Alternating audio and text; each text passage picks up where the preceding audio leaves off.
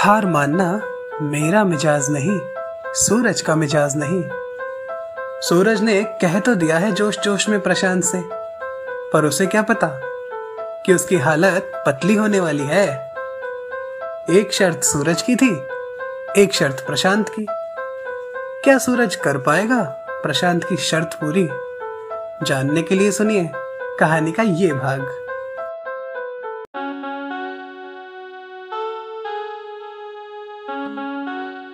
Can I hold your hand, एक खूबसूरत एहसास, कोमल अग्रवाल की कलम से निकला उपन्यास। नमस्कार दोस्तों, आप सुन रहे हैं can I hold your hand, एक खूबसूरत एहसास का 26वां भाग वृंदा के साथ। डियर लिसनर्स, कहानी के इस दिलचस्प सफर के पिछले मोड़ पर आपने सुना कैसे सूरज पाखी को तंग करता है और अपनी शरारतों से उसे पल पल रोमांचित करता है। आज वह फिर उसकी एक झलक देखने मसूरी से देहरादून सुबह सुबह आया है, मगर प्रशांत उसे रंगे हाथों पकड़ लेता है। अब आगे। प्रशांत की आवाज सुनकर और अपने कंधे पर उसका स्पर्श पाकर सूरज ने जैसे ही पलटकर देखा, उसकी सिट्टी पिट्टी गुम हो गई और उसके चेहरे पर हवाइयां उड़ने लगी। भैया आप? उसकी जबान तालू से चिपक गई थी। हाँ जमाई बाबू, मैं हूँ, लेकिन आप यहाँ सड़क पर, वो भी इस समय? प्रशांत ने अनजान बनते हुए सवाल किया। सूरज बेचारा क्या जवाब देता? उसकी चोरी जो पकड़ी गई थी, वो भैया पाखी, वो आगे बोल ही नहीं पा रहा था। अच्छा समझ गया, इतना बुद्धू नहीं हूं मैं, प्रशांत ने मुस्कुराते हुए कहा। सूरज बचकर निकल जाना चाह रहा था। अब मैं जाऊं भैया? प्रशांत पिघल गया। मिलोगे नहीं उससे? सूरज का चेहरा खिल गया था, मगर अगले ही पल प्रशांत बोला, लेकिन एक शर्त है। जी भैया। सूरज के पास अब कोई चारा नहीं था। अरे भाई, शर्मा क्यों रहे हो? उस दिन की तरह सीधे बात करो। शर्त मंजूर है? प्रशांत ने सगाई वाली शर्त याद दिलाते हुए पूछा। अब सूरज फंस चुका था, सो बोला, मंजूर है भैया। प्रशांत को हंसी आ गई। तो फिर आओ मेरे साथ। सूरज खुशी खुशी उसके पीछे चल पड़ा। दोनों घर के अंदर आए। वहां कालीन के कुछ गट्ठर रखे हुए थे। प्रशांत उन गट्ठरों को बाहर निकालने लगा। चलो, अब इन गट्ठरों को अपनी गाड़ी में रखो और मेरे साथ बस अड्डे चलो, बस आने ही वाली है।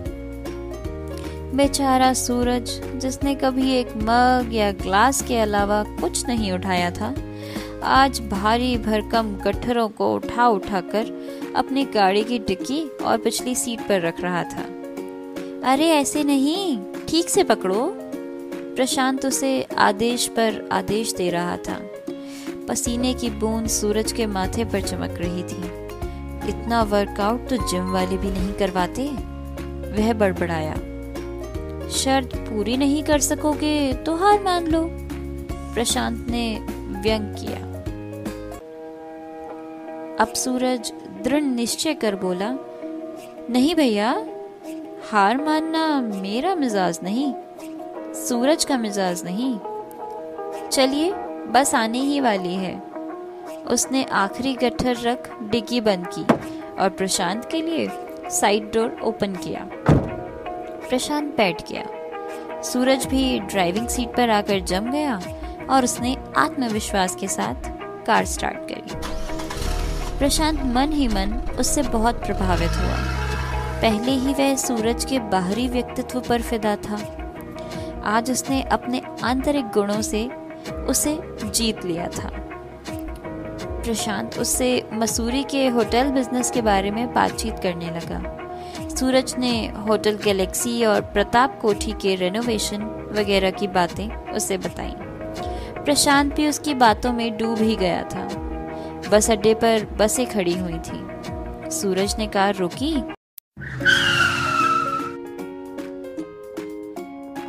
और एक एक कर गट्ठर निकालने लगा। प्रशांत ने उसकी मदद करनी चाहिए थी, पर सूरज पर तो शर्त पूरी करने का भूत सवार हो गया था। प्रशांत बस के कंडक्टर को सामान का पर्चा देते हुए अन्य बातें समझा रहा था। भाई जी, आज छुटका नहीं आया? कंडक्टर ने लड़के को साथ न देखकर पूछा। वो आज छुट्टी पर है, प्रशांत बोला। तो फिर इतना सब कौन चढ़ाएगा बस के ऊपर? कंडक्टर पूछ रहा था। ये है ना मेरे साथ? प्रशांत ने सूरज की तरफ इशारा किया।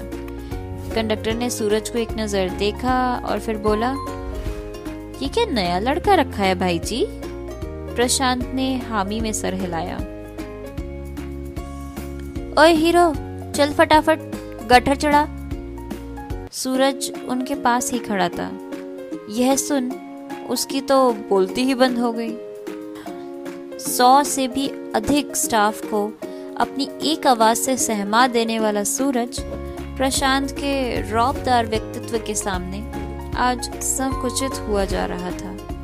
प्रशांत ने उसे देखा तो वह गट्ठर उठाकर बस में रखने लगा। ओए ऐ की करदा पिया है? इत्थे नहीं रखना, बस दे ऊपर रख और रस्सी कोलो बांध दे नानू ठीक नाल।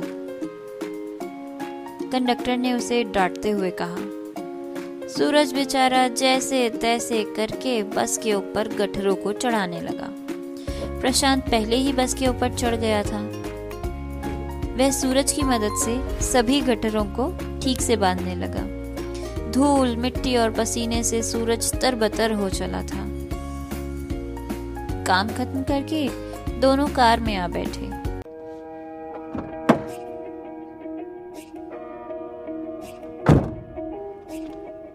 प्रशांत इतना काम करके भी सामान्य और सहज था, पर सूरज हाफ रहा था। कार में उसने पानी की एक पूरी बोतल पीकर राहत की सांस ली। एसी चलाकर वह सुस्ताने लगा। प्रशांत उसे देख मुस्कुरा रहा था। आज हार कर भी उसे जीतने की सी तृप्ति हो रही थी और सूरज जीत कर भी हारा हुआ सा महसूस कर रहा था। प्रशांत ने उसकी पीठ थपथपाई। यू आर द बेस्ट सूरज। मेरी पाखी खुशकिस्मत है कि तुमने उसे चाहा है। थैंक्स भैया, मैं आपके लिए टेस्ट में पास हो गया। सूरज की यह बात सुनकर प्रशांत चकित रह गया। तुम्हें कैसे पता कि ये टेस्ट था, शर्त नहीं? भैया, मैं पाखी के लिए आपके प्यार को अब जाकर समझ पाया हूँ। आप उसका हाथ किसी निखट्टू, बिगड़े, दौलतमंद लड़के के हाथ में ना देकर किसी मेहनती और जिम्मेदार युवक को सौंपना चाहते थे। इसीलिए ही आपने मेरा यह टेस्ट लिया। सूरज ने अपनी बात कह दी थी। ठीक समझे सूरज, तुम इस टेस्ट में अव्वल दर्जे से पास हुए हो।